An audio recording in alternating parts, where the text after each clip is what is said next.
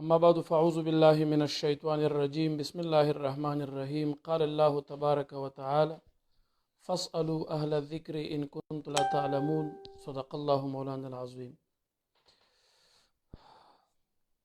دلوی الله تبارک وتعالى نو امید لرم چې زما ټول ناظرین څومره محبین او متعلقین دي ان شاء الله په خیریت او عافیت سره وي. دلوی الله تبارک وتعالى نستاسو د خیریت او د عافیت سوال کوونکی يم. الله مخاد او خوشاله و آباد لرم. ثانیاً دا خبره چې ستاسو څومره سلامونه نیکی هیلې ستاسو محبتونه تر موږ را رسي، موږ د هغې ډېر مشکور او ممنون یو. ستاسو ټولو سلامونو ته وعلیکم السلام ورحمت الله وبرکاته. الله تبارک وتعالی دې وکړي چې نن شپه هم تاسو په خیریت او عافیت سره یې او آینده عمر هم الله تعالی ستاسو په خیریت او عافیت باندې وګرځولی کا. ورونو چې کوم یاران زمونږ د ګروپ ته یا زمونږ د پیج ته په دې هفته کې نوي راغلي دي، نو هغې ته دا وایم چې زمونږ ستاسو څه قسم پوښتنې وي، څه قسم سوالونه وي، څه قسم دینی مشکلات یا مسایل تاسو ته وي او د هغې حل تاسو غواړئ، نو تاسو موږ سره خپل سوالونه د واتساپ په دې نمبر باندې شریک کولی شي، رالیږلی شي. دا د واتساپ ګروپ نه دی، صرف دا نمبر موږ په دې خاطر بار بار وایو او شو کوو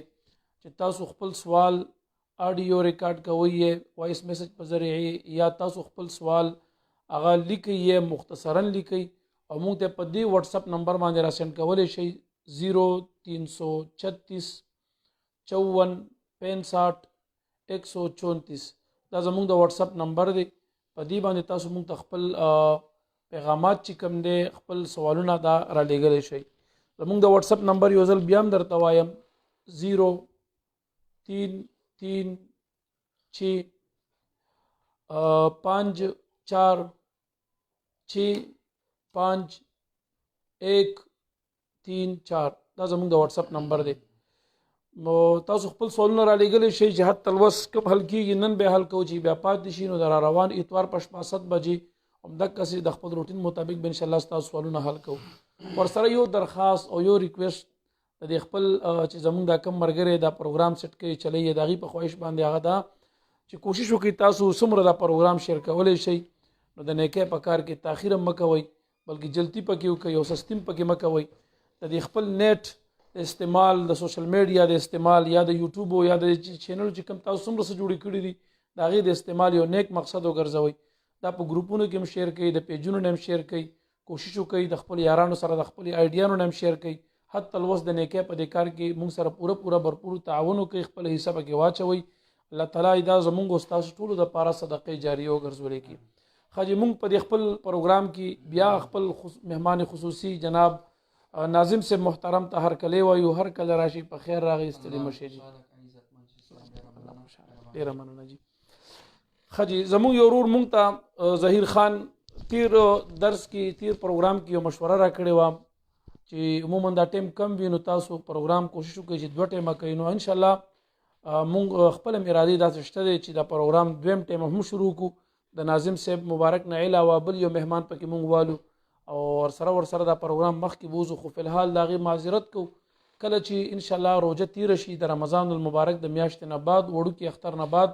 دلته زموږ د اداره سټارټ شي، سبقونه سټارټ شي، نو په دغه ورځو کې به انشاءالله موږ د یو بل پروګرام آغاز به کوو، اعلان به کوو باقاعدګۍ سره څنګه چې دا دی انشاءالله د هغې دپاره بیا وخت په ټاکو، مشورې به پکې کېږي. هغه پروګرام به لږ د دې نه زیات مختلف وي او انشاءالله العزیز هغې کې هم تاسو ته ډېر معلوماتي خبرې او ډېرې قیمتي خبرې، علمي خبرې، انشاءالله العزیز داسې خبرې چې ستاسو د یارانو ډبه په هغې باندې یخېږي. کوشش مو دغه دی چې یو 2 پروګرام هم دا وړوکي اختر نه بعد. ښه جی ناظم صاحب محترم زموږ یو ورور دی ذهین خان په نوم باندې، هغې تیر درسونو کې په کمنټونو کې موږ دا سوال کړی او هغې ویل چې په مړي پسې څلوېښتي کول څنګه دي، د مړي د وفات نه بعد د هغه په 40م ورځ لاس پورته کول، صدقه او خیرات کول دا جایز دي یا ناجایز دي؟ بسم الله الرحمن الرحیم. کمروره چې د 40 باره کې پوښتنه کړې ده، نوروره زمونږ ستاسو شریعت کې خیرات کول چې کم دی دا یو جایز امر دی، ثواب امر دی. یعنی مړي پسې ثواب بخل، مړي پسې ایصال ثواب کول دا یو جایز عمل دی، که هغه په پیله ورځ وي، که په 2 که په 3 که په څلورمه او که په څلوېښتمه که کال پسې او که دې نه مخکې وروستي په تمامو ورځو کې چې کوم دی دا خیرات کولی شي. خیرات دپاره ورځ متعینه نه ده. کوم تعین چې مونږ او تاسو زمونږ عوام رونه کوي یا درېیمه ورځه یا څلوېښتمه یا چې کوم دی کاله، دې ته تعین عرفي ویلی کېږي. تعین عرفي معنا دا ده رونو چې د دې عوام ورونو زمونږ دا مقصد نه وي چې ګینې په څلوېښتمه ورځ خیرات که دې وکړو نو بس کېږي، او که څلوېښتمې ورځې نه دې وروسته که بیا خیرات نه کېږي، یا که په کال باندې د خیرات وکړو کېږي او که کال نه دې وروسته یا مخکې کو خیرات نه کېږي، یا په درېیمه ورځ که یا اوله دویمه باندې د خیرات وکړو کېږي او که نو بیا نه کېږي. نه، د دې عوام ورونو عقیده هم دا وي چې په څلوېښتم هم کېږي، دې نه مخکې وروسته هم کېږي، کال هم کېږي، د کال نه مخکې وروسته هم کېږي، درېیمه باندې هم کېږي، درېیمې نه مخکې وروسته هم کېږي. نو دا تعین عرفي دی. تعین عرفي چې کوم دی دا بالکل جایز دی او دې دپاره ډېر مثالونه شته. لکه زه تاسو ته یو مثال ویم، د او منځونو دپاره باری تعالی چې کوم دی او نبی کریم علیه السلام مبارک دا اوقات مقرر کړي دي. لکه مثال په طور زه دا ویم، مثلا د ماسپښین ټایم داخلېږي 12 بجې، هسې مثال ویم، او ختمیږي په 4 بجې. دا ټول د ماسپښین د منځه دپاره ټایم شو. اوس په دې کې مونږ او تاسو چې کوم دی د ماسپښین مونځ 1:30 بجه کوو، نو څوک خو مونږ ته داسې نشي ویلی چې ته ناروا کار کوې، ولې تا تعین کړی دی 1:30 بجه د مونځ دپاره مقرر کړې ده. نه، دا ټول وخت دا 4 غنټې د ماسپښین د مانځه دپاره شو. نو چې کوم وخت هم زه متعین کوم، خو زما عقیده دا ده که 1:30 نه یو سړی وروسته هم د ماسپښین مونځ کوي نو جایز دی، کیدی شي. نو دا تعین عرفي دی. څنګه چې هلته مانځه کې ته په چا اعتراض نشي کولی چې 1:30 بجه د مونځ ناروا دی، ولې تا تعین کړی دی. دقسې د خیرات کې هم په چا باندې څه نشي کېدی، اعتراض نشي کېدی. که د یو چا عقیده ده تعین شرعي وي، تعین شرعي ده چې مثال د ده دا عقیده وي چې په 40 خیرات جایز دی، او که 40 نه د وروسته کو نه کېږي یا د مخکې کو نه کېږي، یا کال باندې خیرات جایز دی که مخکې وروسته د کو نه کېږي، یا دغسې درېیمه واله، نو بیا بالکل دا تعین چې کوم دی بدعت دی او دا جهالت دی، دا بیا ناروا ده. او که دا نه وي نو ګوره بیا تعین چې کوم دی بدعت او ناروا نه دی. او که څوک دا وایي چې په 40 باندې خیرات نه کېږي، یا د کال باندې خیرات نه کېږي، یا په درېیمه باندې نه کېږي، نو مونږ وایي دی خو په مونږ اعتراض کوي که نه چې تاسو تعین کوئ. خو دا الټه دا اعتراض په دوی باندې راځي. تعین شرعي دی کوي، مونږ خو تعین عرفي کوو، دی تعین شرعي کوي. دی وایي په 40 ناروا دی، د کال باندې ناروا دی، او په درېیمه ناروا دی، دې نه ماسوا نور ورځو باندې روا دی. نو تعین خو ته وکړو، اوس به ته داسې حدیث ښې او آیت به ښې چې په 40 یا په درېیمه یا په کال باندې ناروا، او دې نه ماسوا چې کوم دی څه دی روا دی. نه، بالکل په هر ورځ خیرات روا دی. او که یو سړی په 40 کوي، که کال کې او که مخکې کوي، بالکل کېدی شي. خو د تعین عقیده داسې به نه ساتي چې په دغه ورځو باندې کېږي او دې نه ماسوا نه کېږي. که چا دا عقیده و نو بیا بالکل دا ناروا ده، دا جهالت دی، دا بدعت دی. او زه د عوامو وروڼو ته هم دا وایم چې 40 ته خیرات مه پرېږده. ستا مړی تللی دی، هغه پسې مخکې نه چې کوم دی خیرات وکړه، چې هغه د ثواب محتاج دی، چې هغه ته مخکې ثواب ورسېږي. کال ته خیرات مه رستو کوه، مخکې دا خیرات وکړه چې کوم دی ستا د مړي ته مخکې څه ورسېږي، ثواب ورسېږي. او په دې مسله باندې حاجي امداد الله مهاجر مکي صاحب په 7 مسایل کې فیصله 7 مسایل کې مستقل باب لګولی دی. هغه وایي چې دا تعین چې دا عقیده پکې نه، چې دا تعین ته واجب یا فرض اعتقاد نه لري، او د جواز په نور ورځو کې هم قایل وي، نو بالکل بیا دې تعین کې څه خبره نشته. ډېره مننه جی، ماشاءالله. وروره یو خدا دی لکه څنګه مفتی صاحب المحترم په دلایل ویل، په خپل ځبان دی زمونږ د عوام وروڼه دا خاص په 40 ورځ صدقه نه کوي، وی ورته 40 ورته وایي، او کوکته شي کله په 15 ورځ باندې لاس پورته کړي، خالی یا اتوار ورځ ټاکلي، یا جمعې ورځ، یا زیارت ورځ، کله په 14 باندې، کله په 15، کله په 18، کله په 42 باندې. عموما دغه څه کېږي، تاسو تحقیق وکړئ، تاسو ورته غور وکړئ. نو دیو خودي کې دغه دی. دویم دا دی چې دا صدقه ده، د صدقاتو نه څوک مه منع کوئ. زمونږ د عقاید یو بهترین کتاب دی، په تمامو مدارسو کې ویلی شي، شرح العقاید ورته وایي. هغې خبره واضحه کړې دا چې وفي دعاء الاحیاء وصدقتهم، دا وفي دعاء الاحیاء للاموات وصدقتهم نفع لهم. هغې دا خبره واضحه کړې ده چې په دعاګانو صدقاتو د ژوندو کې مړو دپاره نفع ده، فایده ده. نو که هغه په اول ورځ باندې کې، او که په 8 ورځ کې، او که په هر 2 ورځ کې، خو چې د الله رضا پکې مقصد وي او نیت د ایصال ثواب باندې کې بالکل جایز دی. تاسو د چا د نیت نه خبر خو نه تاسو په هغې باندې کله د ریا ټاپې لګوئ. دا بعضې یاران چې دا موږ ریاکاري شروع کړې ده والله کې په دې دیګونو رانه وبخې او څوک یې په دې الواګانو په وریجو به ونه بخې. نو زه دا وایم چې بخښنه د الله تبارک وتعالی د خوا نه ده او د الله تعالی رحمت خدا بها نه جوید بلکې بهانه می جوید. د الله رحمت ډیرواله د عمل نه غواړي، یو معمولی کار د اخلاص بهانه جوړېدل غواړي. زه په دې باندې مجموع الزوید یو مختصر حدیث درته وایم. نبی کریم صلی الله علیه وسلم مبارک فرمای چې کله په دې مړي پسې څوک لاس پورته کی صدقه وکي څه خیر خیراتو کی، حدیث مبارک کې داسې راځي چې د خیرات او صدقه چې دا د نور شکل اختیار کی. حضرت جبرئیل علیه السلام راشي او دا د نور په یو خوان کې یو خوانچه کې راواخلي او د صدقه او د خیرات دینه انوار جوړي او د دې مړي د قبر په خوا کې ودرېږي او आवाज کوي یا صاحب القبر الغریق، اې د جوور قبر خاونده دا یو هدیه ده چې تا تستا اهل او عیال را لېږلې ده،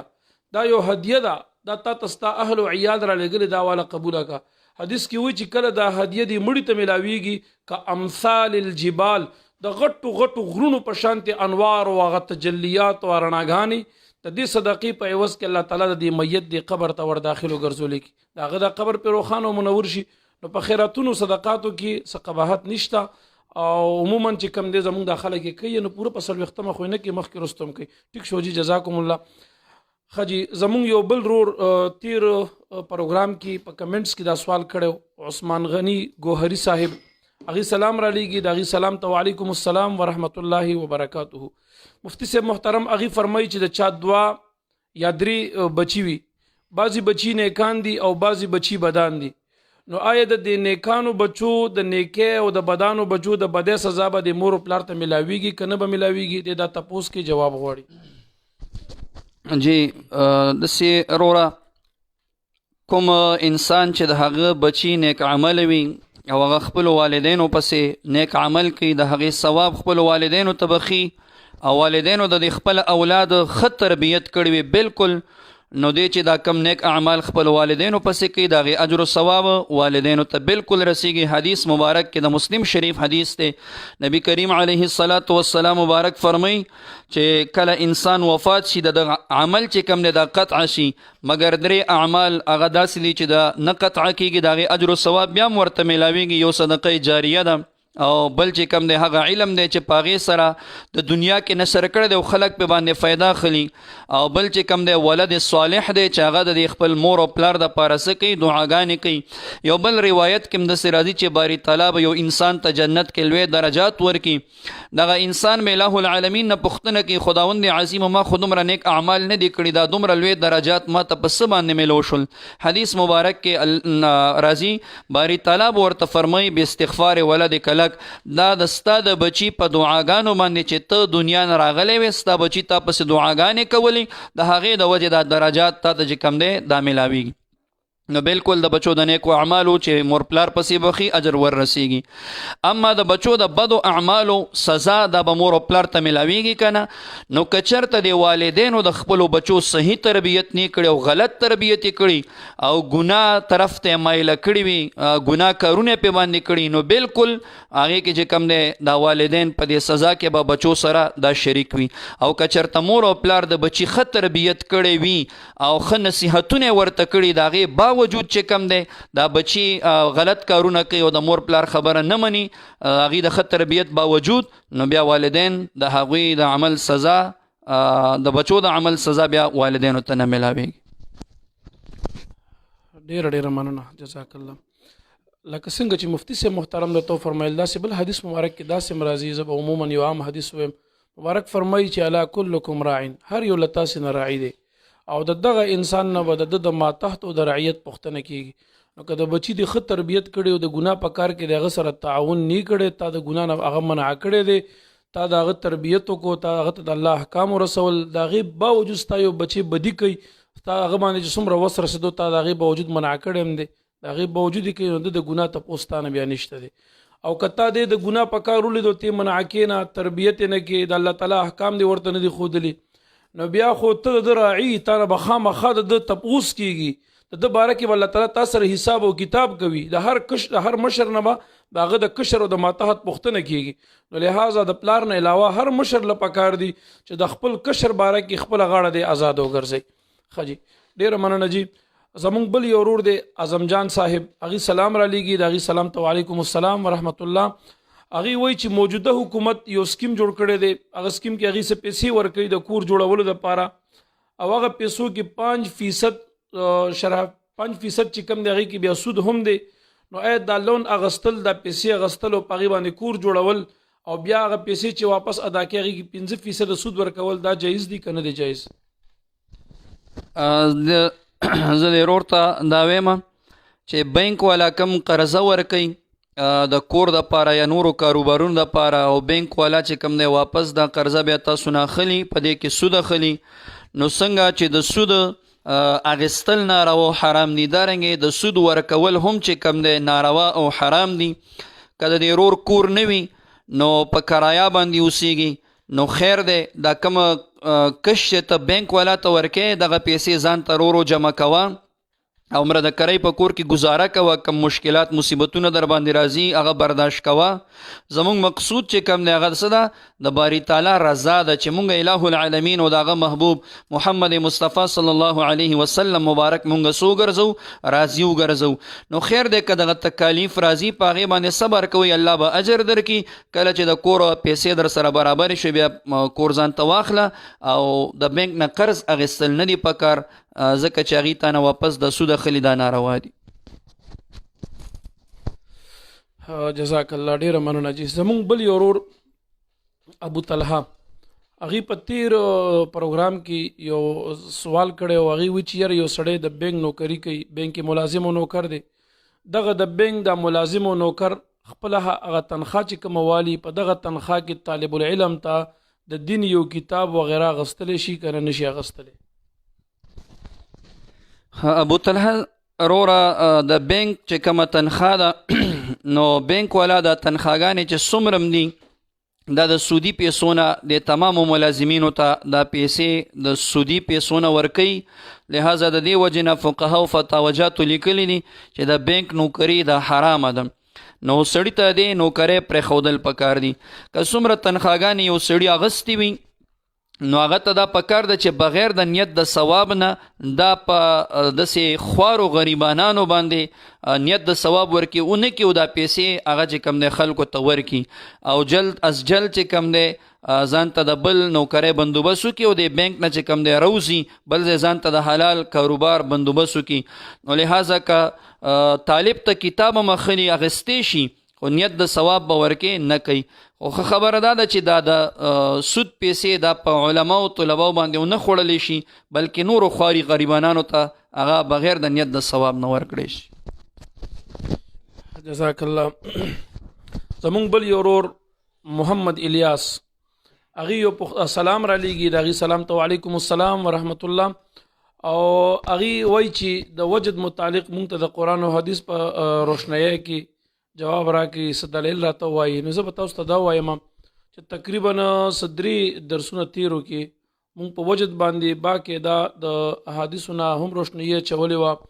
او حدیث مبارک مې ویلی او مشهور حدیث دی چې هغې نه تقریبا د محدثین استدلال هم د صوفي او د وجد کوي. نو هغه حدیث مبارک مونږ مقرر ویلی دی، او ورسره مونږ ثانیا د علماء دیوبند کتبونه په هغې کې د اشرف علي تنوي صاحب د التکشف په حوالې باندې مونږ په وجد باندې روشنایي اچولې وه. نو که د چا په زړه کې بیا هم شک وي تاسو زمونږ تیر درسونه هم کتلی شئ په یوټیوب چینل باندې. روزانه داسې لږې مسلې هم د دین جذبه په نوم چې کوم زمونږ چینل دی هغې باندې روزانه روزمره هغه مختلف مسایل بیا په هغې باندې بر عنوان هم لیکلی وي چې دې درس کې دا مسله ده. نو تاسو کني یوټیوب چینل ته تاسو لږ رجوع کوئ، هلته د وجد مسله باندې زموږ تحقیق موجود دی. که بیا هم د چا شک وي مزید تفصیل غواړي نو زموږ د ټولو استاذ کل او د سترګو تور، د زړه ټکور، په زړه راخور، د سرونو تاج، مظلوم او شهید جناب حضرت شیخ القرآن والحدیث نابغة العصر غلام حضرت غلام رحمت الله تعالی علیه و الله تبارک و تعالی د هغې درجې بلندې کړي. د هغې مبارکانو مکمل تحقیقي درس هغې مناظره کورس هغه موجود دی، تاسو بیا هم اورېدلی شئ. او د جناب شیخ القرآن والحدیث مناظر اسلام سید ایاز علی شاه باچا صاحب دامت برکاتهم علینا دا غي درس هم په دې باندې مکمل مناظره کورس کې دا غي ریکارډ په دې باندې موجود دی. نو که تاسو تسلی بخش جوابات غواړئ نو ما تاسو ته مخکې درسونو کې یو خبره کړې وه چې دا ټیم مونږ ته مختصر دی. مونږ زیات تر د عوام ورونو دا مسلې او د دې پردیس د مسافر ورونو دا مسلې یا بعض د خپل وطنداران ورونو دا مسایل حل کوو. دې ټیم کې مونږ ډیر دلیل نشو ویلی، هغه پهلو مونږ نشو خپلولی، ورنه که ستاسو بیا هم ذوق وي نو تاسو دلته نږدې هم راتلی شئ، یا که خامخا مو په کار وي نو زمونږ د مدرسې چې کوم د جامعي خادم دی عزیز الرحمن مولانا صاحب، هغه سره تاسو واتس اپ باندې رابطه ساتلی شئ، هغه به درته انشاءالله په واتس اپ باندې دی هغه ادله در سینډ کړي. ښه جي، زمونږ بل یو ورور سادي رحمان په نوم باندې هغې سلام را لیږي، هغې سلام ته وعلیکم السلام ورحمت الله. هغې فرمایي چې د سنتو نه بعد امام ځان له دعا کوي، مقتدیان ځان له دعا کوي، نو آیا دغه دعا دې کې څه کراهت خو نشته دی چې ځان له امام ځان له لګي د سنتو نه بعد مقتدیان ځان له لګیاوي؟ نو دا دعا جایز ده کنه مکروه ده، کراهت لري؟ جی د سنتو نه وروسته دعا که امام ځان ته کوي او مقتدیان یې ځان ته کوي نو دې کې هم څه کراهت نشته، دا هم یو جایز کار دی. که هر سړی ځان ته فردن کوي هم کولی شي، او که اجتماعي طور سره امام دعا کوي او قوم لاسونه اوچت کړي او قوم ورسره امین هم ووایي نو دا دعا هم جایز ده، بلکې بهتر هم ده اجتماعي عمل بشي. لکه د هارون علیه السلام او د موسی علیه السلام مبارک باره کې راځي، موسی علیه السلام مبارک دعا کوله او هارون علیه السلام مبارک په باندې څه کولو؟ امین ویلو. اجتماعي دعا ثابته ده، نو که اجتماعي کوي هم جایز ده، که ځان ته کوي هم جایز ده، هېڅ قباحت ورکې نشته. ټیک شو جی، جزاک الله. زمونږ د واتس اپ نمبر خو به درته یاد وي او زما مخکینی ډومبی خبرې به هم درته یادې وي، او هغه دا چې کوشش وکړئ که څوک نوي یاران راغلي یئ او هغې دا بیان لا شیر کړی نه وي نو ستاسو په یو شیر کولو باندې هېڅ نه کېږي، نه پې ستړي کېږي نه هم پې خرچه کېږي. د الله په رضا یې شیر کړئ، د خپل آخرت ګټه وکړئ او په دې ثواب دارین کې په دې یعنې صدقې جاریه کې مونږ سره ځان شریک او شامل کړئ.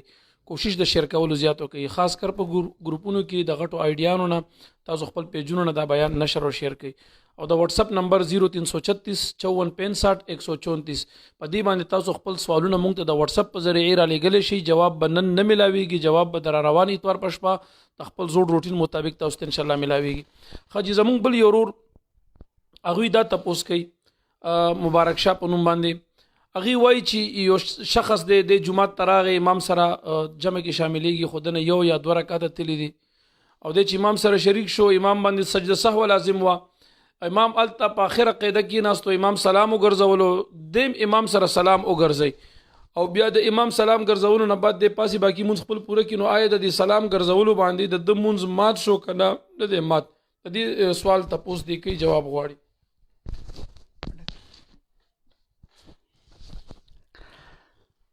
داسې کار دی وروره، زمونږ فقهای کرامو دا لیکلي دي که چېرته مسبوق داسې سړي ته مسبوق ویل کېږي چې هغه نه یو رکات یا دوه رکاته د مونځ صحیح حصه د امام سره تللی وي، نو مسبوق د ده دپاره مسله دا ده که امام سجده سهو کوي نو امام سلام وړي سجده سهوې دپاره، نو مسبوق به د امام سره سلام ناړی، دی به د امام سره سجده کوي، سجده سهو به کوي لیکن سلام به ناړی. او که چېرته مسبوق د امام سره سلام واړولو او دا سلام قصدن عمدن نو اړولی، سهون یې اړولی، نو بیا په دې صورت کې د مونځ بالکل چې قبله کېږي جایز دی، په دې سلام سره د مونځ نه ماتېږي. او که چېرته د قصدن عمدن د سلام واړولو د مسبوق د امام د سجده سهوې سره د قصدن سلام واړولو نو فقهای کرام فرمایي بیا مونځ نه کېږي، مونځ یې مات دی. ټیک شو، جزاک الله. زمونږ بل یو ورور مسافر جانان په نوم د افغانستان نه هغه سلام را لیږي، د هغې سلام ته وعلیکم السلام ورحمت الله. هغې فرمایي چې جمع بین الصلاتین په کم ځای کې جایز ده او په کم ځای کې جایز نه ده. د افغانستان نه دی ورور تقریبا دا سوال نن بیا هم کړی دی، بیا هم کړی دی، دې ته د سوال جواب پکار دی. وروره جمع بین الصلاتین عند الاحناف، یعنی زمونږ د احنافو په نیز باندې جمع بین الصلاتین حقیقتا دا معنی چې مثال د ماسپښین په ټیم کې د ماسپخین مونځ هم وشي او د مازدیګر مونځ را مخکې کې هم د ماسپخین په ټیم کې دننه ادا کړي یا د ماښام مونځ وروستو کې او د ماسخوتن په ټیم کې د ماسخوتن او د ماښام مونځ دواړه یو ځای وکړي. دې ته ویل کېږي جمع بین الصلاتین حقیقتا. زمونږ د امام ابو حنیفه رحمه الله مبارک په نیز باندې جمع بین الصلاتین فقط په عرفات کې جایز ده چې د ماسپخین په ټیم کې د ماسپخین او د مازدیګر مونځ دواړه دا یو ځای کېږي. او په مزدلفه کې د حج په ایامو کې په مزدلفه کې هغه چې کوم دی روا ده چې د ماښام مونځ وروستو کې او د ماسخوتن ټیم ته پرېږدي او د ماسخوتن او د ماښام مونځ دواړه چې کوم دی دا یو ځای ادا کړی شي نو دغه دواړو ځایونو کې جایز ده. هغې دپاره بیا فقها شرایط وایي چې عرفات کې جایز ده خو بل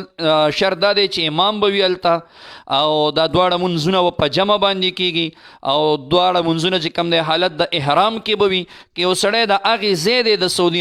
سعودي عرب دی او حج نه کوي هسې چې کوم دی عرفې میدان ته په دغه ورځ باندې تللی دی نو هغه دپاره د امام صاحب مبارک په نسب بیا جمع بین الصلاتین جایز نه ده. او مزدلفه کې دغه منځونه جایز دي. دینه ما سوا جمع بین الصلاتین حقیقتا د احنافو په نسب باندې دا چې کم دی جایز نه ده. او جمع بین الصلاتین صورتن دا چې د ماسپخین مونځ بالکل اخیری ټیم ته پرېږدي. د ماسپخین ټیم مونځ اخیری ټیم کې وکړي او د مازدیګر مونځ بالکل په اولنی ټیم د مازدیګر کې چې څه ټیم داخل شو وی کې دې ته وایي جمع بین الصلاتین صورتن. یا د ماښام مونځ بالکل په اخیری ټیم کې وکړي او د ماسخوتن مونځ بالکل د ماسخوتن په اولني ټیم کې وکړي دې ته وایي جمع بین الصلاتین صورتن. دا ښکاري صورت کې جمع بین الصلاتین تا ته لیکن حقیقت کې دا جمع بین الصلاتین نه دا دواړه مونځونه په خپلو اوقاتو کې شوي نو دا د امام صاحب مبارک په نیز باندې بیا چې کم دی جمع بین الصلاتین صورتن دا جایز ده. ټیک شو جی جزاک الله. زمونږ بل یو ورور تیر پروګرام کې کمنټونو کې چې کوم سوال کړی نو د هغې جواب بدل مختصرا زه درکړم. تاسو ویلو ایوبي صاحب چې د ګوتو ښکلولو علت څه دی چې د نبي علیه صلات وسلام د نوم د اورېدو په وخت کې ګوتې ښکل کړلی شي په سترګې راکړي. هر چې زمونږ تاسو دپاره هغه علت دی نو هغه اتباع د صحابه کرامو د ابوبکر صدیق رضی الله تعالی عنه اتباع ده یو مستحب عمل دی. علیکم بسنتي په مونږ تاسو باندې نبی علیه السلام سنت هم لازم دي. خو د دې نه بعد بله جمله حدیث کې دا وایي چې تاسو باندې د خلفای راشدینو طریقې هم لازم دي. صدیق اکبر صاحب دا کار کړی یو د هغه د فعل علت دی نو هغه محبت د نبی علیه الصلاۃ والسلام. صدیق اکبر صاحب چې دا ګوتې ښکلولې نو علما هم دغه علت بیانوي چې هغه د ډېر محبت د وجې نه ډېر محبت د نبی کریم صلی الله علیه وسلم په غالب شو نو د هغه اوا د نوم مبارک اورېدو سره ګوتې ښکل کې په سترګو مبارک وي راښکې. دا مونږ تاسو چې کو نو مونږ هغه اتباع د صحابه کرامو کو د هغې عمل مخپل کړی دغه علت دی مختصرا. خجی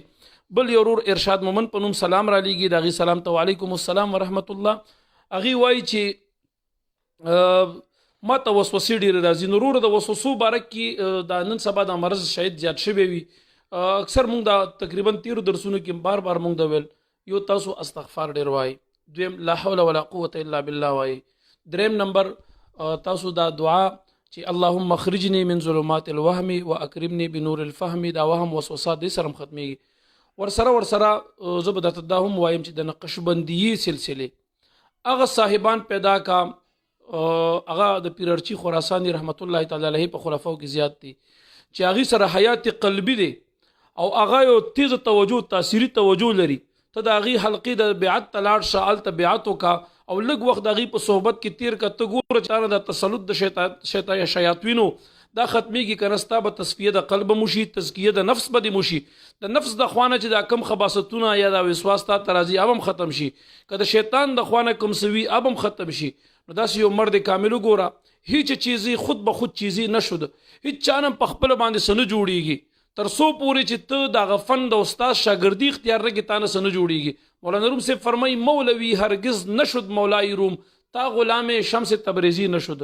تر هغې پورې مولانا روم صاحب غونته کې د علم یو غر نه د علم یو سمندر او بحر نه عالم نه جوړېدو تر څو پورې چې د یو مست د مرد خدا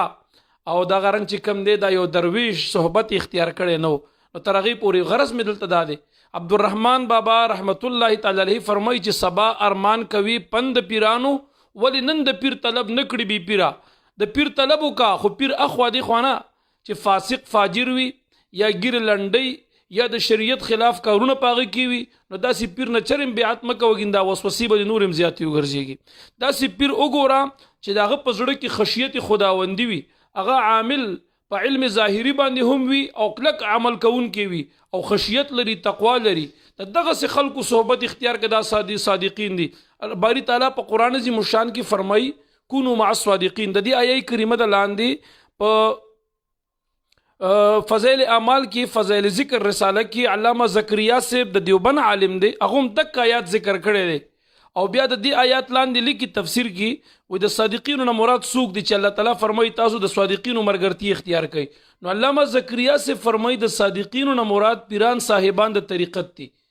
الله تعالی فرمایي کونوا مع الصادقین علامه زکریا صاحب وي د صادقینو نه مراد څوک دي د دیوبند عالم دی په فضائل اعمال فضائل ذکر کې د دې آیات لاندې په تفسیر کې لیکلي دي وي د صادقینو نه مراد پیران صاحبان د طریقت دي نو د رښتینی خلکو مرګرتی اختیار کا د وسوسونه به باری تعالی خلاص کی ان شاء الله چی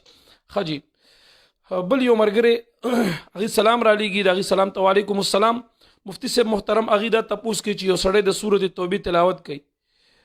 د تلاوت کوي د لسمې سپاره وایي کې سورۃ توبه راشي نو د دومره اندازه خو مونږ تشته چې کله یو سړی تلاوت کوي اعوذ بالله به وایي بسم الله به وایي او چې کله تا تلاوت جاری د سورۃ توبه تلاوت راغی داغي تلاوت تکینو آیا داغي نه مخ کې اعوذ بالله بسم الله شته دی کنه نشته دی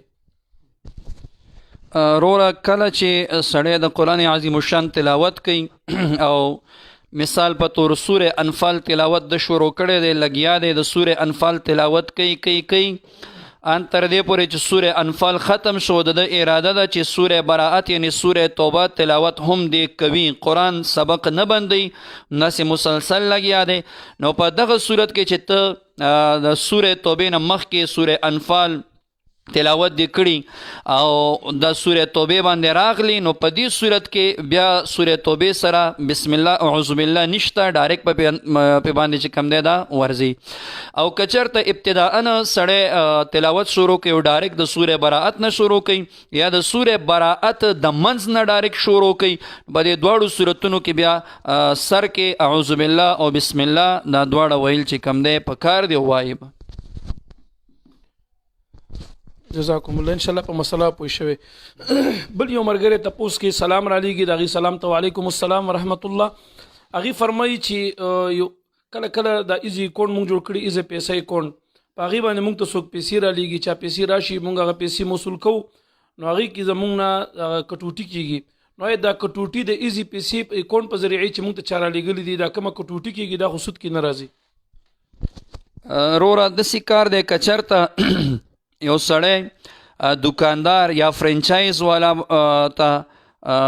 د ایزي پیسې په ذریعه باندې رقم بل ملک ته یا بل کلی ته منتقل کول غواړي نو دا چې کوم دکاندار ته ورغلی یا فرنچایز والا ته بالکل هغه ته دا جایز ده منتقل کولی شي او شرط دا دی چې دی به ستا پوره رقم تا چې څومره پیسې ورکړي دا پوره رقم به دی ستا څه کوي دی به منتقل کوي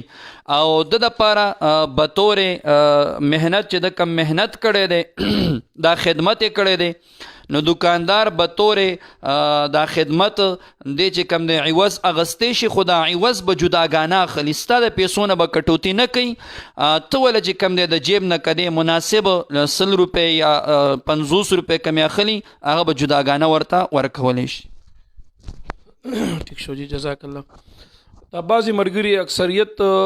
بار بار په کمنټو کې یو تپوس کوي چې شب برات شپه کله ده ما ویل زه به دې جواب اخره کې ورکوم پرېږده چې دې دا بیان پوره ووري خو زه دا سوالونه ډیر شو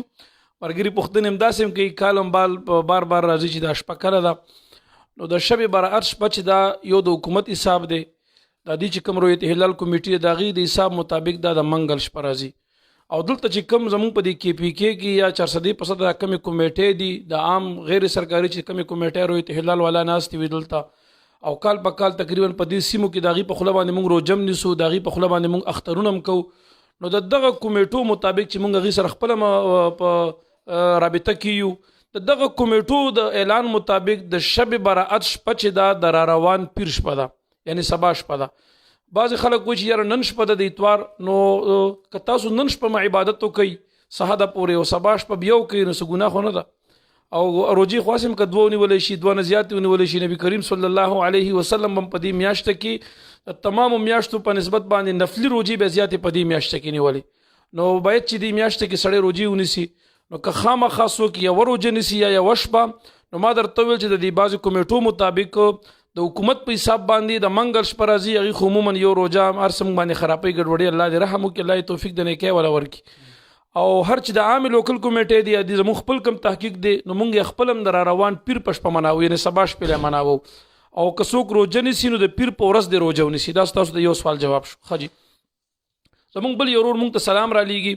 او د سلام نه بعد هغې فرمایي زما والدې یو ماشومې ته پی ورکړي سینې ورکړې وه اوس د هغه ماشومې مشر خور سره زما نکاح کول غواړي مال په نکاح غستل غواړي نو آیا د دغه ماشومې چې سینې راولې د دې مشر خور سره د ما نکاح صحیح ده یا نه ده صحیح بالکل وروره ستا د دغې جنۍ چې کومه مشره خور ده یا کشره خورې وي دواړو سره چې کوم دی ستا نکاح بالکل جایز ده ګوره کله چې یو ماشومې د یو زنانه په یوسکل نو د دې زنانه په بچو باندې د دغې ماشومې دا ماشومه پې حرامه شوه او د دې چې کوم فروع دي د دې بچي چې کوم د دې نه پیدا کیږي نو هغه پې باندې حرام ګرځېږي او هر چې دا جینۍ ده چې دا پی ویسکلی دي په دې باندې د دې زنانه تمام چې کوم هغه بال بچ دی هغه ټول پې باندې حرامېږي نو تا باندې فقط د جینۍ سره نکاح حرامه ده هغه ستا رضاعي خور ده د دې نه ماسوا د هغې چې څومره خویندې دي که مشرانې دي او که کشرانې ستا ورسره بالکل نکاح حلال او جایز ده کولی شي جزاک الله زمونږ بل یو ورور د ملیشیا نه وسیم په نوم باندې هغې تقریبا درې سوالونه کړي دي جناب مفتی صاحب محترم هغې اول سوال دا کې چې موږ په ملیشیا کې په یو کمپنۍ کې هلته څه کار کوو د چینیانو سره اکثر اوقاتو کې منځونه دغه کار په وجه باندې زموږ نه قضا کیږي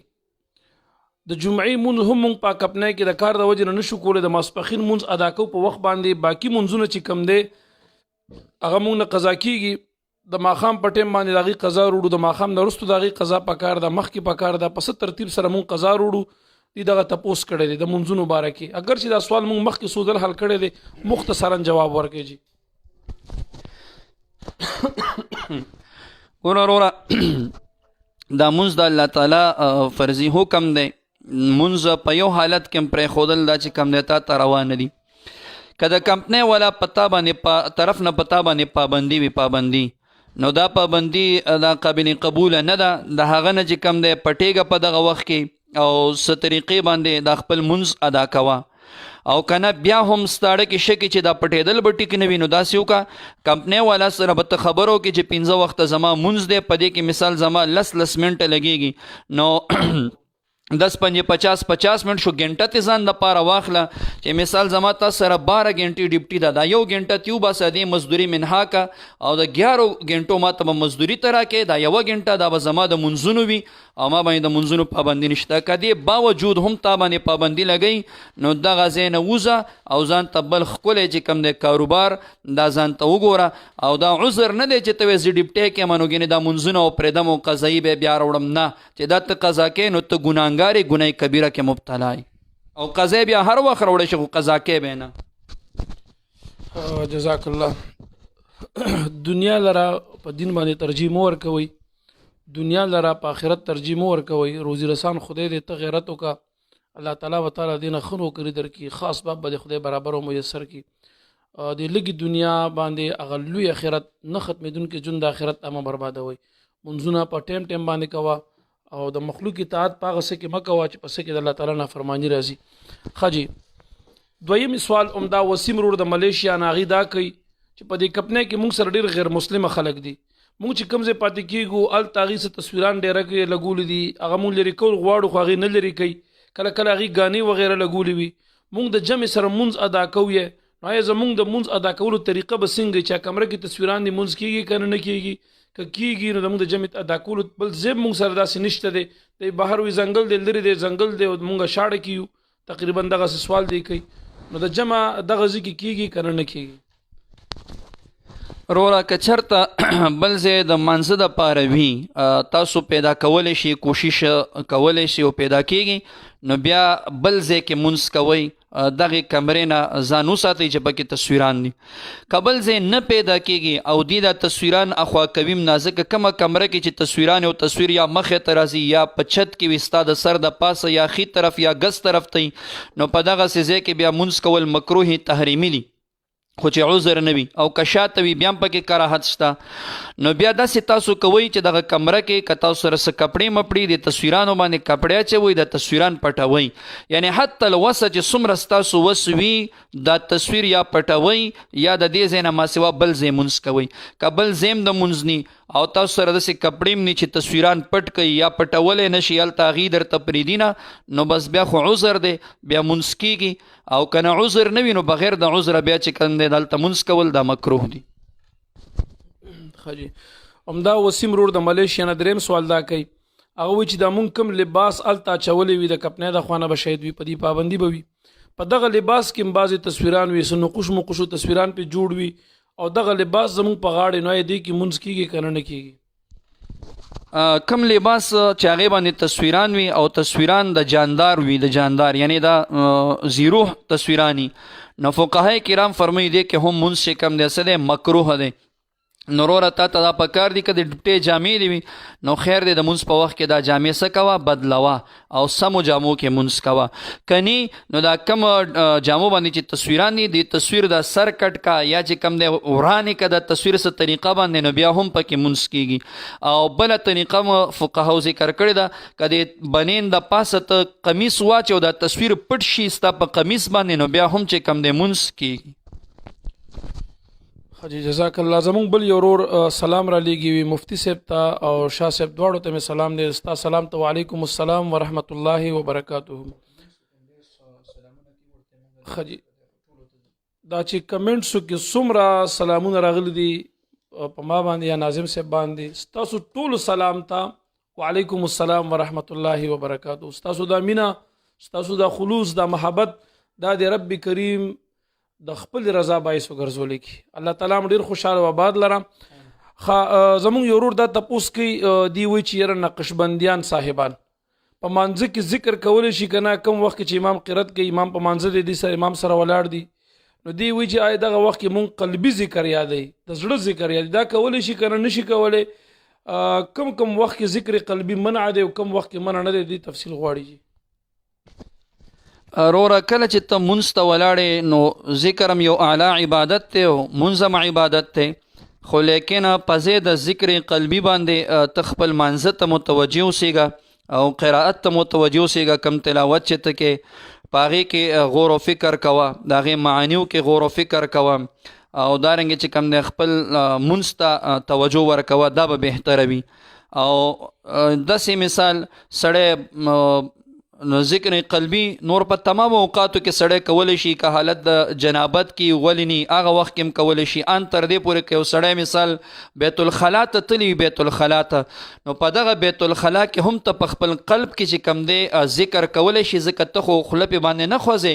نو بالکل ته چې کم دی ذکر قلبي دا کولی شي. لکه حدیث کې مرازي نبی کریم علیه الصلاة والسلام مبارک به د الله ذکر کولو په تمامو اوقاتو تمامو وختونو کې نو داسې وخت خو راغلی دی چې رسول الله صلی الله علیه وسلم مبارک خپل حاجت هم پوره کړی دی. نو محدثین هم فرمایي چې دې نه مراد ذکر قلبي دی. نبی کریم علیه السلام مبارک به تمامو اوقاتو کې څه کولو ذکر قلبي کولو خو مانځه کې که ته خپل مونځ ته متوجه نو دا به ډېره ښه. زما وروره دا مونځ چې دی نو دا هم ذکر دی که نه ته چې په مانځه ولاړې په مانځه کې قرآن لولي دا د خدای ذکر دی قرآن ته ذکر ویلی شوی مونځ په خپله باندې ذکر دی. نو مطلب د خبرې دا دی چې لا صلاة الا بحضور القلب ته د زړه توجه مانځه ته راوګرځوه او مانځه ته متوجه اوسېږه او د زړه ذکر په یو ټایم کې منع نه دی. لکه مفتی صاحب چې ویل بعضې خلک به پوه شوي ني بیت الخلا یعنې غسلخانه کې که یو سړی د سماعتې ته ناست دی په خوله خبرې د دنیا خبرې هم نشي کولی د ضرورت خبره نیمه بیله ده مستثنا خود خبرې به نه کې البته د زړه ذکر په یو ټایم کې منع نه دی. ته حضور دایمي ویلی شي چې ته همیشه په دې خپل زړه کې خپل رب یاد وساتې. ذکر څه ته وایي یاد کرد یادول خپل الله ځان ته یاد لرل بس. ښه جي دغه مرګره دویم تپوس دا کوي چې په مانځه کې دا مونږ لاسونه چې وتړو دا نیت وتړو د هغې نه بعد لاسونه ایږدو نو دا لاسونه به په نوم باندې ایږدو دا صحیح ده او که نه د نوم نه لاندې به ایږدو نو دا فوق السره پکار دی او که تحت السره پکار دی د فوق السره نه دا والم چې ګینه د پاسه د نوم باندې خودل پکار دی او کنه د نوم لاندې خودل پکار دی دغه پوښتنه کړې ده نو دې جواب غواړي. روره زمونږ فقهای کرام خو دا فرمایي چې سنت دا وضع د خلاص اخودل دی په چپ لاس باندې او تحت السره د نامن لاندې دا سنت دی. او که یو صاحب وجود نه لږ درون وي او داسې غټ وي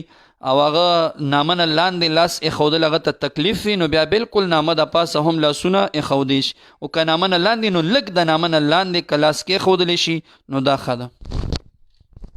بعضې سړی صحتمند دی غټ وي موټی نو هغه بیا لاس لاندې نه رسي نو خیر دی که هغه لاس په نوم باندې راغی ناف باندې نو هغه دپاره خو بیا خیر دی او که ستا لاس رسېدی شي نو نوم د لږ لاندې کوی بهتره ده.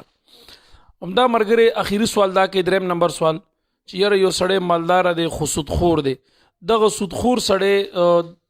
غریب سړی ته زکات ورکوي نو دا غریب سړی د سودخور سړی نه زکات اخیستلی شي که نه نشي اخیستلی؟ روره اولا خو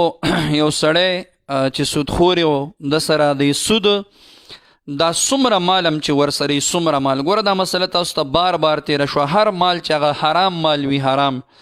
نو دا چا سره چې دا مال وي دا ټول مال په ده باندې چې کم دی دا خیرات کول د الله په لاره کې فقراو ته مستحقینو د زکات ته دا ورکول په ده باندې لازم دي دی به دا ټول مال دی ورکي او نیت به هم ورکي د ثواب نه کوي ان تر دې پورې فقهاو لیکلي دي که نیت د ثواب یې پکې وکړو کافر کیږي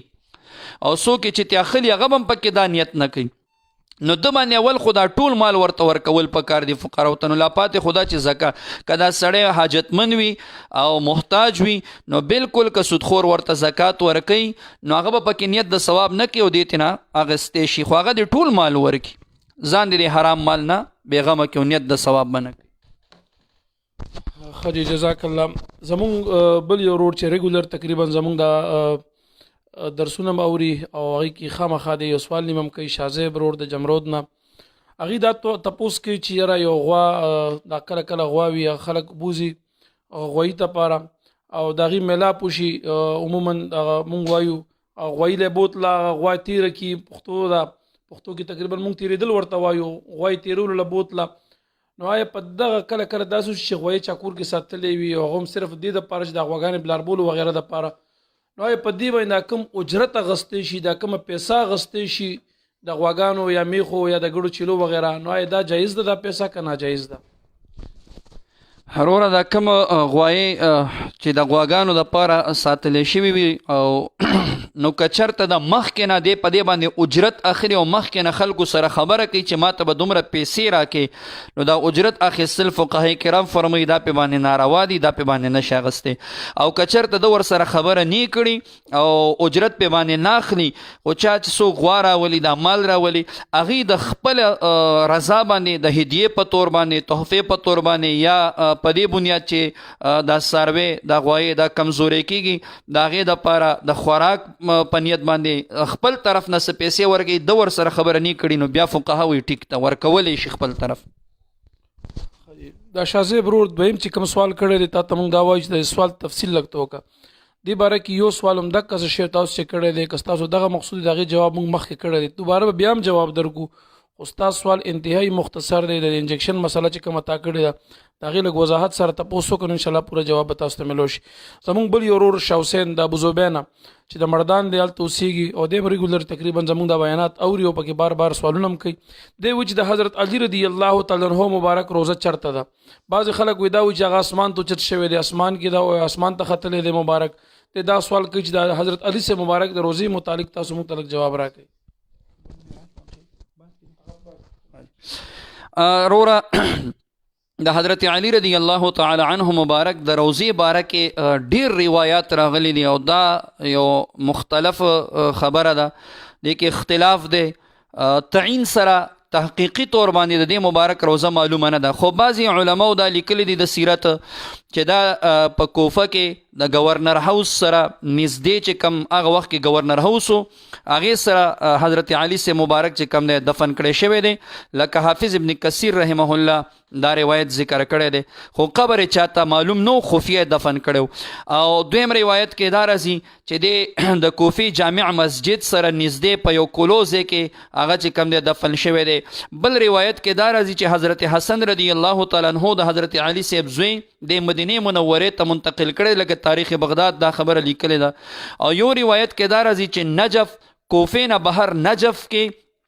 د مشهد په نوم باندې یو مشهور ځای دی دا مبارک هلته دفن دی او یو روایت کې دا راځي چې په کوفه کې یو قبرستان دی عزا نومې دی هغې کې د دې مبارک څه دی قبر دی خو قبر چاته معلوم نو ځکه هغه وخت کې خوارجو نو د خوارجو چې په دې بنیاد باندې چې خوارج د حضرت علي سے مبارک سره ورانو د دې مبارک دفن چې کم دی هغه خفیه طریقې سره شو چې خوارج د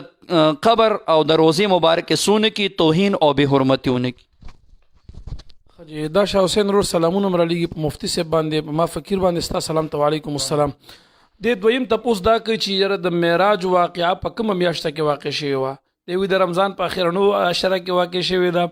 او کنه په شعبان کې واقع شوې ده د شب برات د شپه یادوي نو د دې باره کې د جواب غواړي چې د معراج واقعه په کومه میاشت کې واقع شوې وه شاه حسین وروره د معراج واقعه د نبی کریم علیه السلام مبارک دا 27 رجب باندې شوی وه د دې شعبان د اوس چې کومه میاشت شروع ده د دې نه دا مخکې میاشت چې کومه تېره شوه د رجب میاشت د هغې په 27 تاریخ باندې د معراج واقعه دا پیښه شوې وه جزاک الله زمونږ بل یو ملګری هغه سلام را لیږي د هغه سلام ته وعلیکم السلام هغې دا وایي چې یاره د سجده سهوي طریقه څنګه ده یو سړی ځان لمونځ کوي دی به مانځه کې سهو شي دی به سجده سهو څنګه کوي یا یو سړی نماز با جماعت کوي امام دی هغه سهو شو دی به سجده سهو څنګه کوي امام دپاره مقتدي دپاره د سجده سهوي طریقه بیان کوي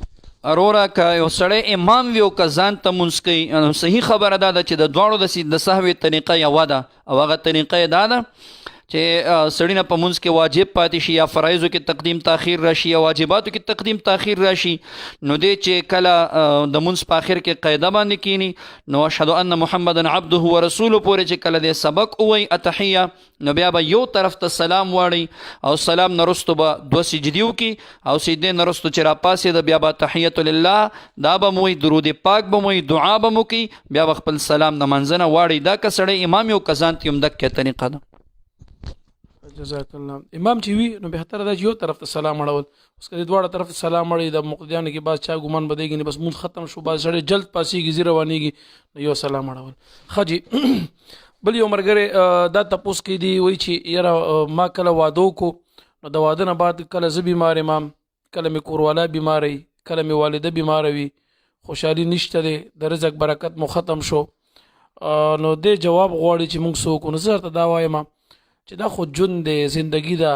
په ژوند کې په دنیا کې په یو حال باندې یو خدای دی په هر انسان باندې غم راځي پریشانی راځي تکلیف راځي بیماری راځي او بل د ځوانۍ زندگی ورنګي او زه به دام درته یم چې تلک الایام نداولها بین الناس دا ورځې دی الله تعالی د خلکو په درمیان کې اړې راړي کله به فقیری راځي کله به تنګدستی راځي کله به غم راځي کله به خوشحالي راځي کله به ناداری راځي دا خو د ژوند سره تړلې شوي خبرې دي ژوند کې دا شیزونه راځي دا د الله تعالی ازمیخ دی د امتحان دی په دې کړو باندې صبر وکړه یو انسان هم بغیر د داسې تکلیفونو او ازمیختونو نه نشته دی هر انسان باندې څه نه څه تکلیفونه غمونه پریشانۍ روانې وي بس الله تبارک وتعالی دې ستا ژوند د خوشحالو ډک کړي الله تعالی دې ستا بیماری په صحت باندې بدلې کړي د عافیت ژوند الله خدای تعالی درکړه دعاګانې به مونږ هم کوو تخپل هم کوه او الله تعالی نه د صحت او د عافیت زندگی غواړه الله دې مل شه الله دې خوشحاله و آباد لره بل یو ملګری دا تپوس کوي چې تاسو د جمعې د مانځه دپاره کم خاریه بیان کړه چې د هغې په شرایطو کې یو دا دی چې خاریه به وي شهر به وي نو د شهر تعریف راته وکړي چې خار دپاره څه ضرور دي څه نه دي ضرور دا تعریف غواړي دی اروره زه به تاسو ته مختصرا دا ووایم چې د خار په تعریف کې د فقهاو انتهایی زیات اختلاف دی او یو قول د امام ابو یوسف رحمه الله دا دی چې خار هغه ځای ته ویلی کېږي چې په کومه علاقه کې د ټولو نه لوی مسجد چې کم وي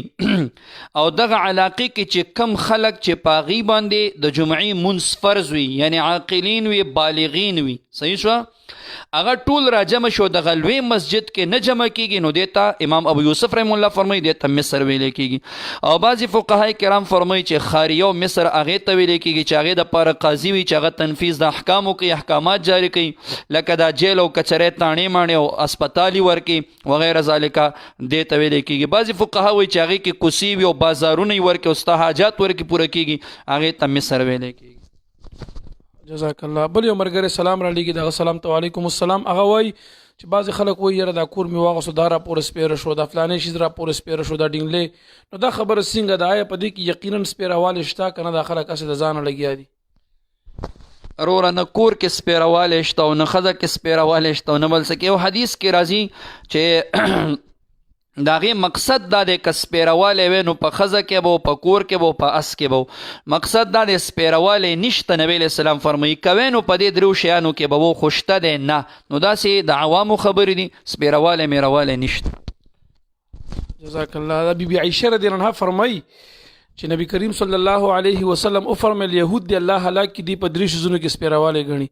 بعضې دا دي چې هغوی وایي زموږ د وادو کو دا ښځه راپورې سپېره شوه لکه د مخکې ملګري ویل چې واده نه مخکې ټیکو مو واده نه بعد تکلیفونه را شروع شو او بعضې داسې وایي چې ما دا کور واغسته د فلاني ته لاړو دا ځای راپورې سپېره شو او بعضې وایي ما دا سورلي واغسته اس وغیره دا راپورې سپېره شو مبارک فرمایي یهود دی الله هلاک کړي هغوی په دې دریو شیزونو کې سپېرهوالی ګڼي نو په دې کې یو کې سپېرهوالی نشته ښه دا بس انسان باندې الله تعالی ازمیښتونه امتحانات راولي په دې کې سپېرهوالی نشته. بل یو ملګری سلام را لېږي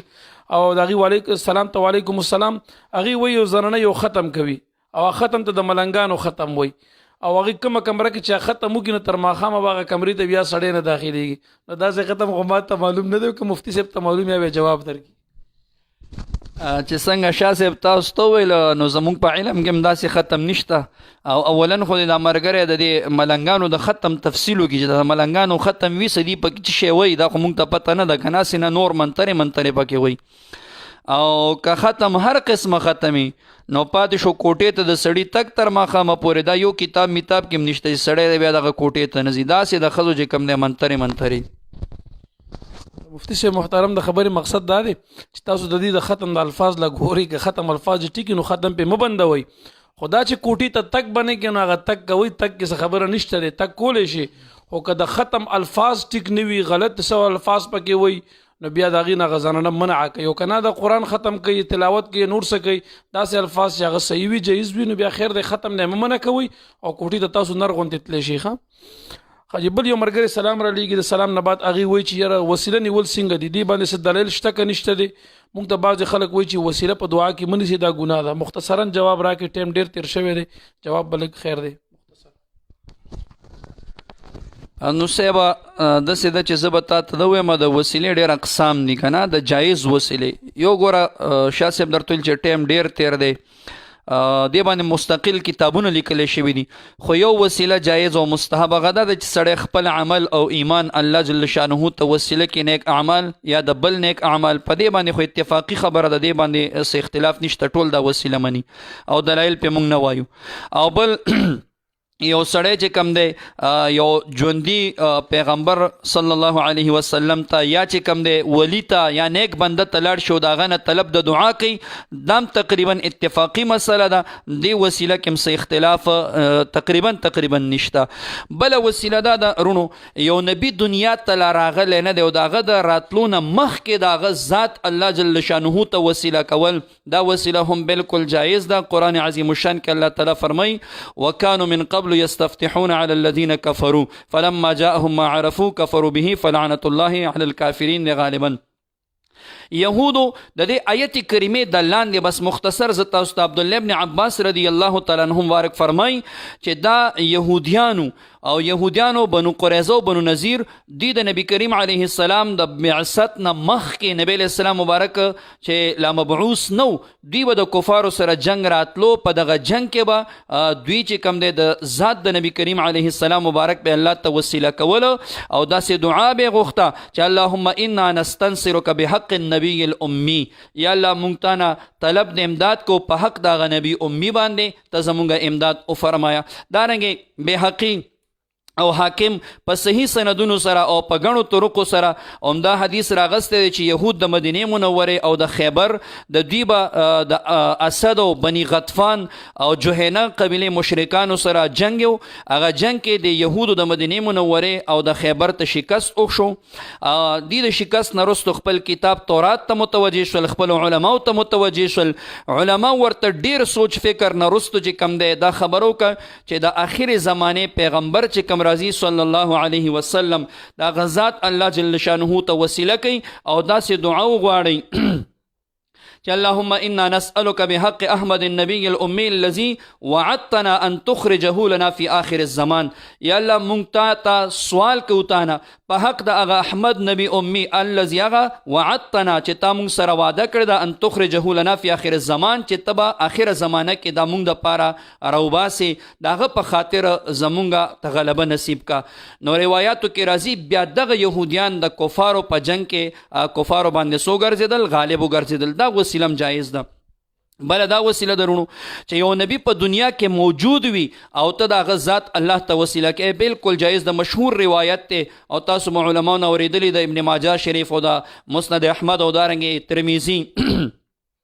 چې عثمان ابن حنیف صاحب راوي دی، فرمایي یو ړوند صحابي نبی کریم علیه السلام مبارک ته راغی او نبی علیه السلام ته فرمایي د الله محبوبه ما ته دعا وکړه چې الله زما دا سترګې جوړې کړي. نبی علیه السلام مبارک ورته فرمایي که دې خوښوي نو صبر وکړه، دا ستا د آخرت دپاره خیر دی، او که دې خوښوي دعا به درته وکړم. صحابي مبارک ورته فرمایي قربان دعا راته وکړه. ګوره حدیث کې څوک هم دا نشي خولی چې نبی علیه السلام ورته دعا کړې ده، نه، نبی علیه السلام مبارک ورته وفرمیل چې ښځه صحیح د کور ته لاړ شه، اودس وکړه، 2 رکعته مونځ وکړه او پس د مونځ نه دا دعا وکړه چې اللهم انی اسألک واتوجه الیک بنبیک محمد نبی الرحمه یا محمد انی اتوجه بک الی ربی فی حاجتی هذه فتقضی. یا الله زه تا نه سوال کوم او تا ته ستا محبوب محمد مصطفی علیه السلام مخامخ کوم، او یا رسول الله ته وسیله ګرځوم، تا الله ته متوجه کوم په دې خپل حاجت کې چې الله تعالی زما حاجت سکی دا پوره کی.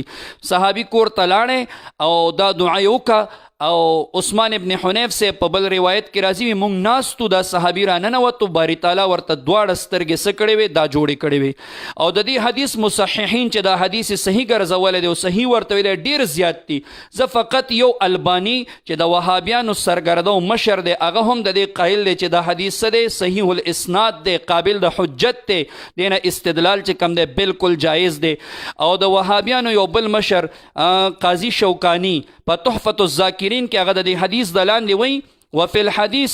دليل على جواز التوسل بذات رسول الله صلى الله عليه وسلم. وی په دې حدیث کې دلیل دی د دې خبرې چې د رسول الله مبارک ذات باری تعالی ته چې کوم دی دا وسیله کولی شي، خو سره د دې نه عقیده به دا وي چې فاعل دا څوک دی الله، یعنی دا سترګې ټیکونکی الله دی، دا ستا چې حاجت پوره کوي الله دی. دا خو زمونږ هم عقیده ده چې باری تعالی مؤثر حقیقي دی، دا ستا کار الله کوي، لیکن وسیله ورکې منځ کې څوک دا محمد مصطفی. او چې کله د نبی علیہ السلام په ذات وسیله جایز شو هغه مخلوق دی، نو د اولیاء په ذات باندې هم وسیله جایز ده، هغې ته بیا شرک څنګه وي؟ یو مخلوق باندې وسیله جایز او په بل مخلوق په بیا شرک، دا کم دین کې راغلی؟ بهرحال 4م قسم او یا 5م قسم د وسیله هغه دا دی چې یو نبی د دنیا نه رحلت وکړي یا ولی او د هغه د رحلت نه وروستو د هغه ذات باری تعالی ته وسیله کول دا هم جایز دی بالکل. امام طبرانی رحمه الله حدیث ذکر کړی دک عثمان ابن حنیف صاحب فرمایي د عثمان غنی صاحب دور د خلافت دی او دغه مبارک سره د یو صاحب هغه کارو روزانه براتله عثمان ابن عفان صاحب ته او دربانچی بدن نه پرېښودو. عثمان ابن حنیف صاحب سره ملاقات شو چې دقسې کار دی روزانه راځم دا دربانچی مې نه پرېږدي، ورته وایي زه درته یو عمل خیم دا وکړم انشاءالله ستا حاجت به پوره شي. او ورته یې څه عمل دی دکه طریقې ورته وښیله چې کم مخکې حدیث کې رسول الله مبارک ړوند صحابي ته ښودلې وه. هغه لاړو او داسې وکړو مونځ وکړو بیا هغه دعا وغوښته د ربانچي په بله ورځ باندې په خپله د لاس نه ونیو عثمان ابن عفان صاحب ته بوتلو هلته یې کېنولو عثمان صاحب د ځان سره حاجت یې ورته پوره که او بیا ورته ویل چې کله هم ستا حاجت پیښیږي نو څه کوه بالکل راځه هغه چې دربار نه راووت عثمان ابن حنیف صاحب ته وایي الله دې تا سره ډېر خو کې زما شفارس دې وکړو ما ته خو دې د سره التفات نه کولو عثمان ابن حنیف صاحب ورته قسم دی که ما ستا شفارس کړی دی ما رسول الله مبارک نه دا دعا اورېدلې وه یو ړوند صحابي ته یې خېلې وه هغه ړوند صحابي سترګې په الله تعالی ټیک کړې وې ما تا ته هغه عمل وښولو نو دا حدیث هم ترغیب و ترهیب کې چې کوم دی امام منذریم دی ته صحیح ویلی دی دارنګې چې کوم دی تبرانی والا هم چې کوم دی د حدیث ته صحیح ویلی دی دا بل قسم د وسیلې تقریبا دا 4-5 قسمه د وسیلې مستحب دی او دا بالکل جایز دی قباحت ورکې نشته نور پې د دنیا دلایل دی خو ټایم نشته جزاکم الله احسن الجزا وروره وسیلې کې شک شوبه نشته دی مولانا صاحب مبارک څنګه ته ویل په دې احادیث هم ډېر دال دي انبیاء کرام خپله وسیله نیولې ده که دا شرک وي ناجایز کار وي نو هغه د صغیرو کبایرو نه پاک دي موږ سره وخت نشته چې په هغې تفصیلي بیان وکړو د قرآن د نصوصو قطعیو نه آیاتونو نه هم وسیله ثابت ده په هر تقدیر نر غوندې نیسئ یې په امت کې صرف یوه فتنه ده چې هغه د خوارجو فتنه ده چې هغې ته موږ تاسې وهابیان وایو هغې ځان ته اهل حدیث وایي صرف دغه خلک په دومره احادیثو باندې خپې ږدي او د قرآن د آیاتونو نه انکار کوي نور په امت کې چا هم د وسیلې نه انکار نه دی کړی نه ترې څوک کولی شي هغوی په قرآن باندې ډېر ایتونو باندې خپې ږدي د قرآن عظیم الشان بې حرمتیانې کوي د امت کې یوه فتنه ده په هغې باندې هر سړی پوه دی الله تعالی د دغه عظیمې فتنې نه هر مؤمن مسلمان ته نجات کلي ور نصیب وګرځولی کړي خاجي زموږ بل یو ورور محمد شعیب د کوهاټ نه هغې سلام را لیږي هغې سلام ته وعلیکم السلام ورحمت الله هغې وایي چې یاره نن سبا ودونه کې عموما سندرې وي بعضې واده کې تماشې وي بعضې کې ډمان وي بعضې کې جړاګان وغیره وغیره وي دغسې واده ته تلل او د دغسې واده ولیمه خوړل دا څنګه دی جایز دی که نه دی جایز شعیب وروره که کوم واده کې داسې ډول سرنا وي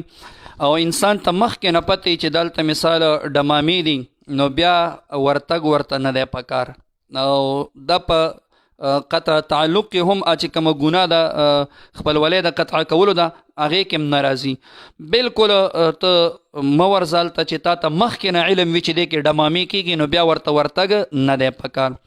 او که مخکې نه یو سړي ته علم نه وي چې د واده کې ډمامې دي او بیا هلته ور ورسېږي نو بیا په دې صورت کې که چېرته روټۍ ځای کې ته ناست او خاص د دې روټۍ په ځای کې دا ډمامې کېږي لکه نن سبا شادي حالو کې روټۍ ورکوي په دغه شادي حال کې دننه چې کوم ځای روټۍ ورکولی کېږي هلته ټیپ لګېدلی وي یا اجړاګان ګډېږي نو بیا فقها وایي علما همدکه ځای نه راپاس او ترېنه بهر ته روځه بالکل پرېږده ورته مې خوره او که چېرته د روټۍ په ځای کې نه وي مثال کم ځای ډمامې کېږي هغه ځای لرې وي او روټۍ بل ځای خوړلی کېږي نو بیا خیر دی دغلته که کښېنې نو کښېنه روټۍ وخوره خو هغه هم چې عالم او مقتدا به نه وي که عالم او مقتدا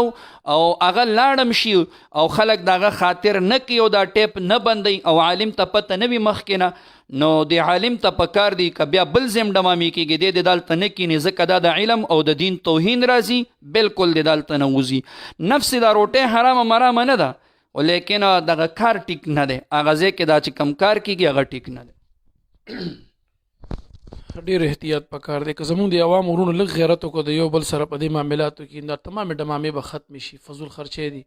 الله تعالی قهر او غضب ته چیلنج ورکول نه دی نور څه شیز دی ودونه مو ځان ته ګران که نکاحونه مو ځان ته ګران که زنا مو ځان ته اسانه که د زنا لارې مو پرانستې الله تعالی د هر مؤمن مسلمان ته د دې قهر او غضب نه نجات ور نصیب کړي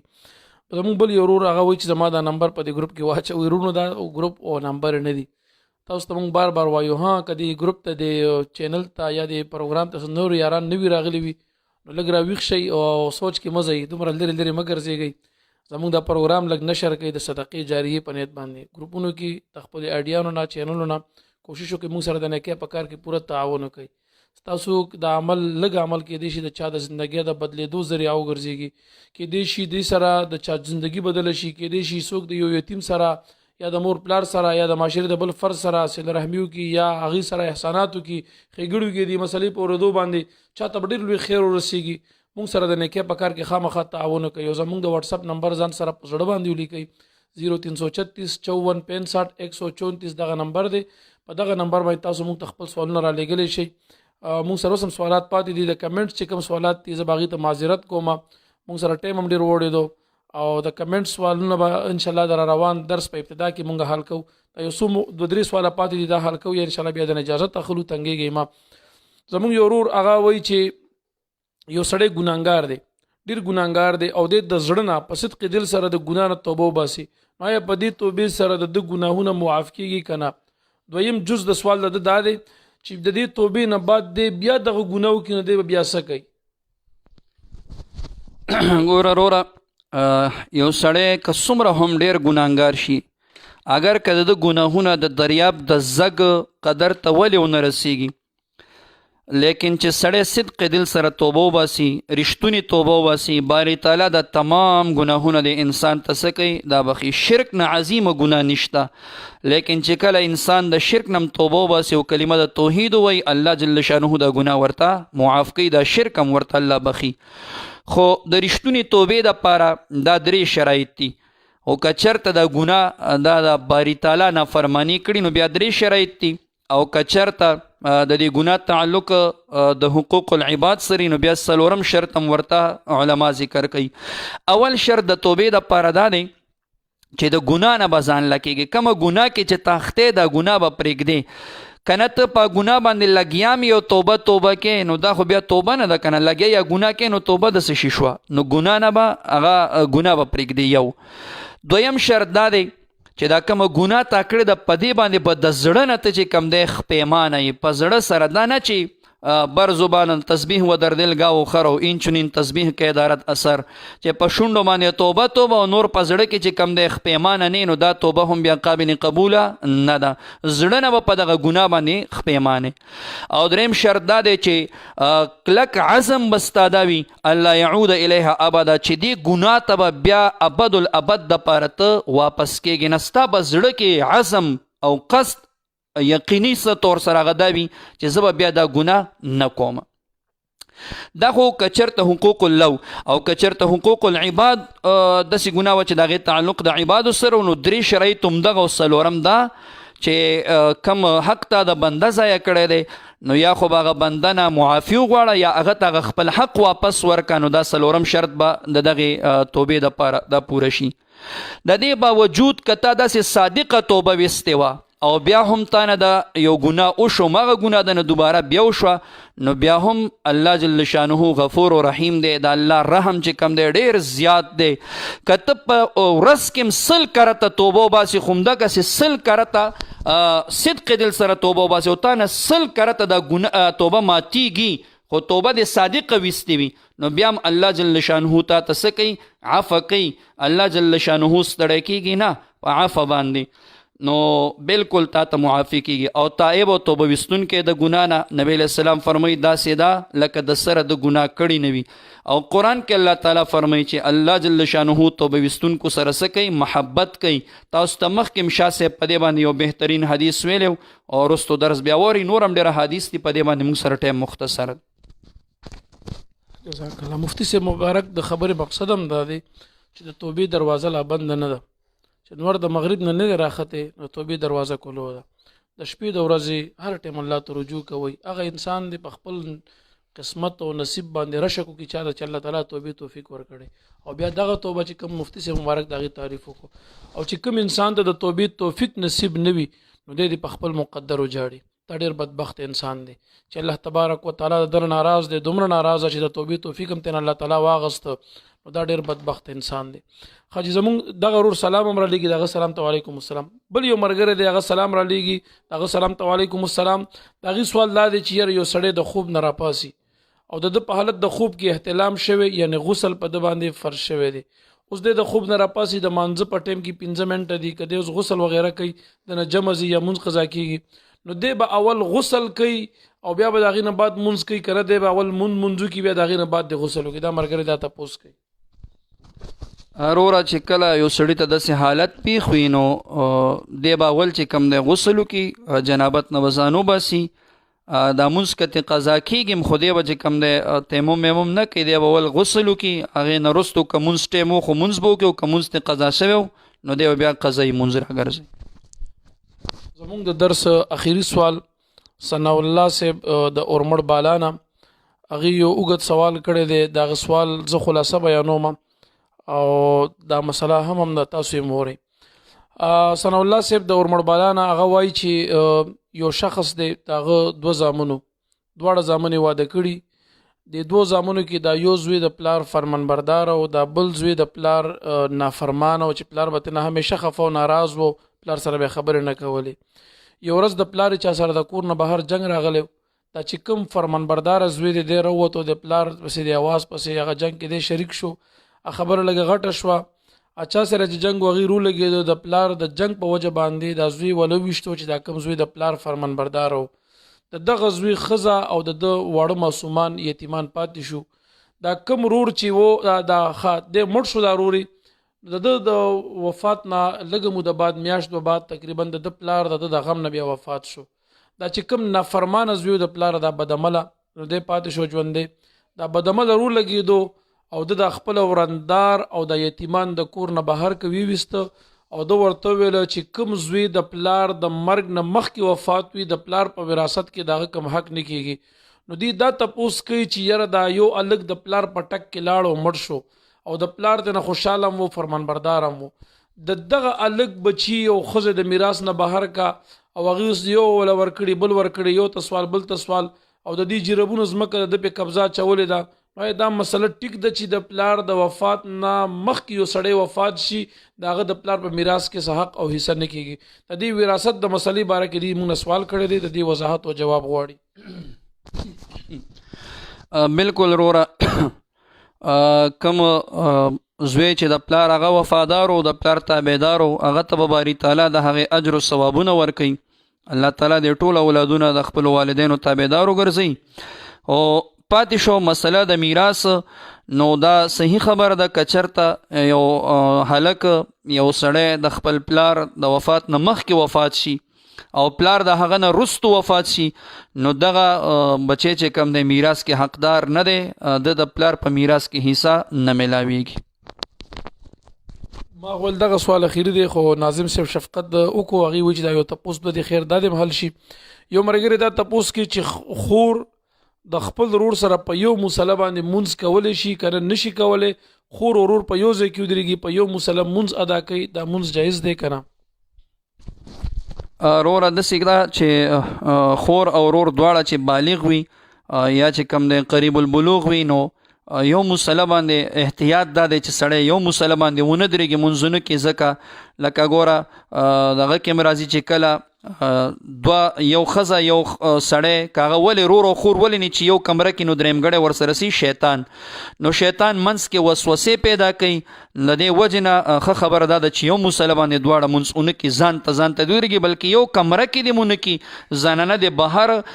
چېرته ځان له یو بله کمره کې پټ ځای کې مونځ وکړي او سړی دی چې کوم دی بل ځای کې اگر که رور ولې نه ودي. ګوره حدیث مبارک کې راځي چې کله مونږ تاسو ته دا حکم دی د نبي علیه السلام چې کله د اولاد د 10 کالو شي نو تاسو د دې څو کوي بسترې دا جدا جدا کوي، ولې ځکه شیطان منځ کې وي. مفتي صاحب محترم یو ډېره ښکلې خبره وکړه، زنانو باره کې چا د کوټه کې یو ګوټ کې ودرېږي، د زنانو هغه مونځ بهتر او ډېر غوره مونځ دی. کوم مونځ چې دا په کور کې کوي په بار انګړ او صحن کې کوي، د هغې نه غوره مونځ هغه دی چې دا دننه برنډه کې وکړي، او کوم مونځ چې دا په برنډه کې کوي حدیث کې وي د هغې نه هغه مونځ ډېر غوره او بهتر دی چې دی په کمره کې کوي. او بیا د کمرې په ګوټ کې چې څومره پناه او پټ ځای کې دا زنانه مونځ کوي، نو دغه مونځ د دې ډېر غوره او بهتر دی. الله دې زموږ بیبیانې ټولې دینداره کړي، مونځګزاره دي کړي، او بیا دې الله تعالی د صحیح مانځه توفیق هم وله ورکړي. دا ښځې بعضې ټایم کې بغیر د عذر نه په ناسته مونځ کې، زما د خپل ذهن ته یو مسله راغله، نو بغیر د عذر نه په ناسته باندې فرض کول دا ګوره نه کېږي. ښه بغیر د عذر نه دا ښځې ټول ورځ به د کور کار کوي، ښه تکړه وي، او د بچو خدمتونه به کوي، ښه تکړه به وي، په واده خاده کې به د ټولو نه اډوانس وي، ټولو نه به زیاتې خواري به کې همدې کوي، او چې مانځله بیا ټایم راشي د مانځه لپاره نو بیا املا ماتئ، او بیا دا زنانه چې کوم دی اکثر مونځ کوي نه کوي نو بیا په ناسته باندې مونځ کوي. په فرض مونځ کې ودرېدل دا فرض دي، بغیر د عذر شرعي نه په ناسته باندې ښځو له مونځ کول بالکل جایز نه دي، دا مونځ نه کېږي. بل یو ملګری دا تپوس کوي چې په موبایل باندې اډوانس راغوښتل څنګه دي؟ آیا دا خو په سود کې نه راځي؟ په موبایل باندې چې کله یو سړی اډوانس روغواړي نو دغه اډوانس کې هغې بیا څه کټوټیانې کوي، دا خو په سود وغیره کې نه راځي، د دې باره کې دی دا وضاحت غواړي. روره کوم موبایل باندې سړی ایډوانس راغواړي اگر چې مفتیانو دا لیکلی دی چې دا ایډوانس راغوښتل جایز دي ځکه هغې تا ته روپۍ نه درکوي چې تم ورته روپۍ ورکړي نو تبادله د جنس په جنس سره نشته چې زیادت او کمبود ورکړي ناروا شي هغې تا ته هغه د خبرو دپاره هغه وخت درکوي صحیح شوه خو بیا هم مفتیانو فقها وایي چې احتیاط په دې کې دی که د ایډوانس راغوښتونه ځان وساتلی شي نو دا احتیاطي خبره ده ښه خبره ده چې ځان ترې وساتي خو که چاره وغوښتو نو بیا هم وایي جایز دی سود پکې نشته ناصر احمد صاحب هم یو سوال کړی دی هغه وایي د ماسپښین مونځ یو سړی چې کله ځان نه کوي